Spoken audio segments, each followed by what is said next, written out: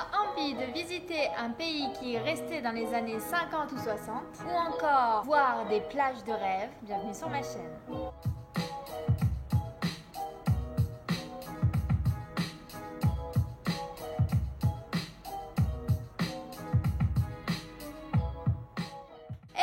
Je vais parler de Cuba. Cuba se situe dans la mer des Caraïbes. Au sud de Cuba, il y a la Jamaïque. Sur la droite de Cuba, il y a Haïti et la République dominicaine. Et au nord de Cuba, il y a Miami. Enfin, la Floride quoi. Tout d'abord, je vais commencer par la Havane et ensuite je vais vous montrer les différents lieux à visiter sur l'ensemble de l'île. Avant que je commence de décrire les différents points que l'on peut visiter à Cuba, je te conseille d'imprimer le PDF qui est le résumé de tout ce que je vais dire pendant cette vidéo.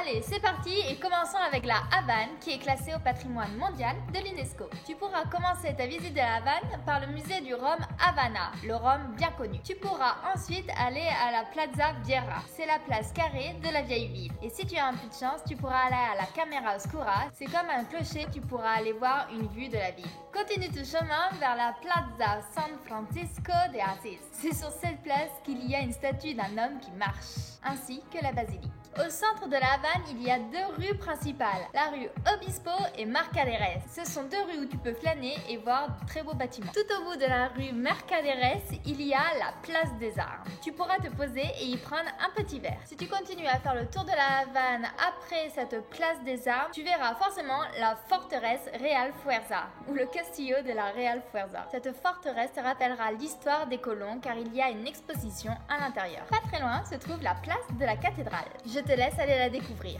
Quand tu retournes un peu plus vers le centre de la Havane, il y a le musée de la Révolution qui a été créé dans l'ancien palais présidentiel. Et là, on va arriver sur deux points mythiques de la Havane, le Grand Teatro et le Capitole. Le Grand Teatro, c'est pas nécessaire d'aller à l'intérieur, mais il vaut le détour de l'extérieur pour voir l'architecture. Et le second est le Capitole national. Ce Capitole est une réplique du Capitole de Washington. Bien évidemment, c'est un incontournable. C'est dans ce quartier-là qu'il y a également la fabrique de cigares Partagas. Ce quartier, avec le théâtre, le Capitole et la fabrique de cigares, est le centre de la Havane. Je continue le petit tour avec le Chinatown de Cuba, qui s'appelle Barochino. Sur le PDF que j'ai mis en barre d'infos, le numéro 12 correspond à un petit resto qui s'appelle La Guaride. De ce restaurant, tu pourras aller sur un toit-terrasse, car c'est très réputé à Cuba, et de là, tu pourras avoir une vue 360 sur Cuba. Quand on s'éloigne un peu du centre historique de la Havane, il y a la Callejon de Hamel. Ici, le dimanche matin, tu pourras voir des gens qui dansent la rumba. Si tu veux aller voir l'endroit le plus populaire de Cuba, où les locaux se retrouvent pratiquement tous les soirs, c'est le Malecón. Effectivement, c'est comme une corniche sur laquelle tu peux te balader et voir un très beau coucher de soleil. Et si tu as un peu de chance, tu y verras beaucoup de vieilles voitures emblèmes de Cuba.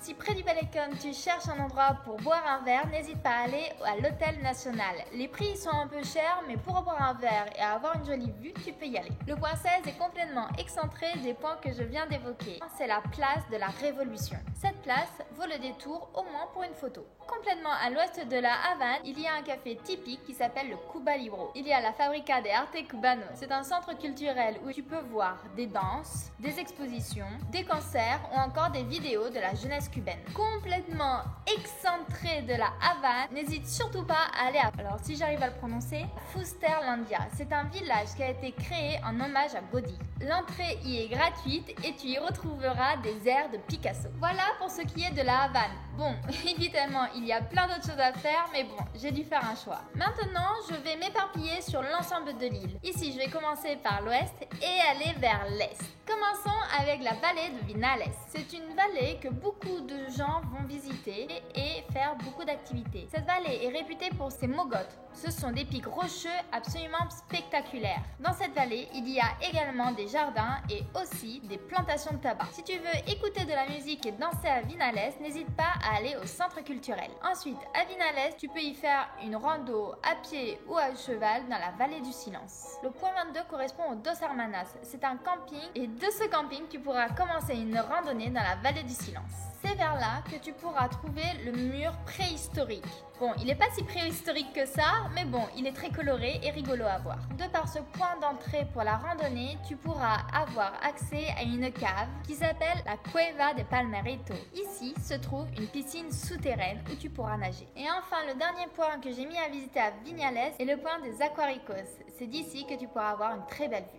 Rendez-vous maintenant à Matanzas. Ici, il y a une grotte remplie de stalactites et de stalagmites. Cette grotte est une grotte calcaire. Quand tu vas au centre et au sud de Cuba, tu trouveras Cienfuegos. Cienfuegos est un village plutôt intéressant à aller visiter car il a été construit par un architecte français en 1819. Tu pourras y voir le théâtre, la cathédrale, le palace et il y a aussi un malecón. Le malecón, c'est la digue sur laquelle tu peux te balader le soir. À Cienfuegos, il y a des départs pour aller au parc naturel de Topes de Cayantes. Ici, il y a une très belle cascade à aller voir qui s'appelle El Nicho. Dans le PDF que tu peux imprimer, je vais faire un zoom sur Cienfuegos avec les différents points que tu peux visiter. Tout à fait au centre de Cuba, il y a Santa Clara. Santa Clara est réputée pour ses monuments emblématiques de la Révolution. Dans cette petite ville, il y a des parcs, il y a des monuments, enfin pareil. De la même manière, je mets dans le PDF les points que j'ai retenus à voir dans cette ville. Une des meilleures villes pour voir l'Amérique coloniale espagnole, c'est bien évidemment Trinidad. Trinidad est dans le sud de l'île. C'est une des villes très touristiques de Cuba, mais elle vaut le détour. Elle a beaucoup de maisonnettes colorées et des rues pavées. Si tu veux te tordre la cheville, c'est absolument génial, mais sans plaisanter, c'est vraiment très beau. Tu pourras y voir la Plaza Mayor, de beaux musées ou encore de très belles plages. De plus, via Trinidad, tu as toujours accès à la réserve naturelle de Topes Calientes et y voir des grottes ou encore des cascades. Si tu as le temps de continuer ton petit trip à Cuba, n'hésite pas à faire un léger stop à Camagüey. C'est la troisième plus grande ville du pays et qui est très réputée pour ses églises. Et je finirai la visite de l'île avec deux points qui sont tout à fait au sud-est avec le château de San Pedro de la Roca à Santiago. Sachez qu'à Santiago, il y a un carnaval en juillet. Et enfin, allez à Baracao pour faire la fête du samedi. C'est comme un carnaval. Voilà, j'en ai fini pour ce qui est de Cuba et de ses points clés. Cuba est bien évidemment connu pour ses plages paradisiaques. Il y en a absolument partout, mais j'en ai sélectionné 3 qui sont plutôt très jolies à voir. La plage de Varadero, la plage Sirena et la Playa Larga, qui est dans la baie des Cochons. Juste pour l'histoire, la baie des Cochons est appelée ainsi car il y a eu une tentative d'invasion militaire par les Cubains, mais soutenue par les Américains, pour renverser le gouvernement de Fidel Castro. Il y a bien évidemment les Cayos. Ce sont des endroits absolument fantastiques. Si tu restes à peu près 15 jours à Cuba, n'hésite pas à faire une partie pour visiter Cuba et quelques jours à te réserver sur un Cayo. C'est vraiment idyllique. J'en ai sélectionné 5. Cayo Largo, Cayo Coco, Cayo Santa Maria, Cayo Levizza et Cayo Ruchas. Mon petit favori, c'est le Santa Maria. Si tu as la chance d'aller à Cuba après la saison des pluies et que tu as une voiture de location, fais super méga attention. Je t'explique pourquoi. Effectivement, si tu as ta voiture et que tu traverses la route entre une forêt et une plage, donc c'est-à-dire tout le bord de l'île, tu verras des crabes de forêt qui risquent leur vie pour amener leurs œufs dans la mer et les cacher. Au début, ça sera très rigolo, mais à la fin, pas rigolo du tout et ta voiture va puer. Et comme tous les touristes, tes pneus vont être crevés par les pinces de crabe.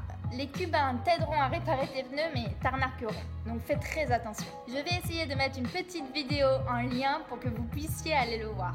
Allez, maintenant c'est l'heure de parler pratique. La meilleure saison pour visiter Cuba est de fin novembre à mai. Pour le visa, il y a une carte de tourisme obligatoire pour aller à Cuba. Ça coûte environ 25 €. De plus, à la douane, ils vous demanderont un justificatif d'hébergement. Pour tout ce qui est hébergement, justement, sachez que les hôtels peuvent être très chers et ce qui se pratique énormément, c'est les casas particular, un genre de Airbnb local. Les prix tournent entre 40 et 70 €. Pour se déplacer, il y a différents moyens. Soit vous louez votre voiture et là vous faites très attention aux pneus vis-à-vis de ce que je vous ai dit tout à l'heure, soit vous faites les taxis collectifs, car les transports en commun locaux sont très souvent réservés pour les locaux et donc du coup vous ne serez pas accepté. En ce qui concerne l'argent à Cuba, alors là c'est un peu problématique.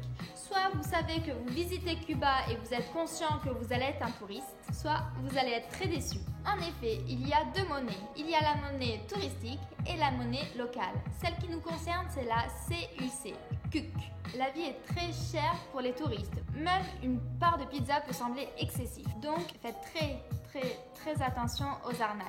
Il faut savoir que le salaire moyen d'un Cubain est de 25 $. Avant votre voyage, n'oubliez pas de retirer de l'argent et d'avoir soit des livres, soit des euros, mais pas des US dollars. C'est beaucoup plus cher. Et sachez que trouver un distributeur peut parfois s'avérer très difficile. En ce qui concerne Internet, vous ne serez pas surpris si je vous dis qu'il y en a très peu.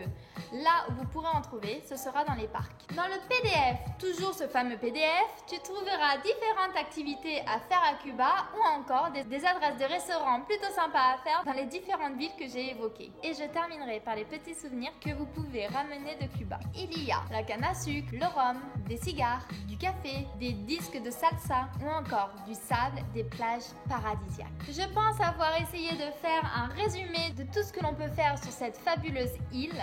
Si vous avez d'autres choses à nous conseiller, n'hésitez pas à laisser un commentaire. Et en attendant la prochaine vidéo, je vous souhaite une très bonne préparation de voyage.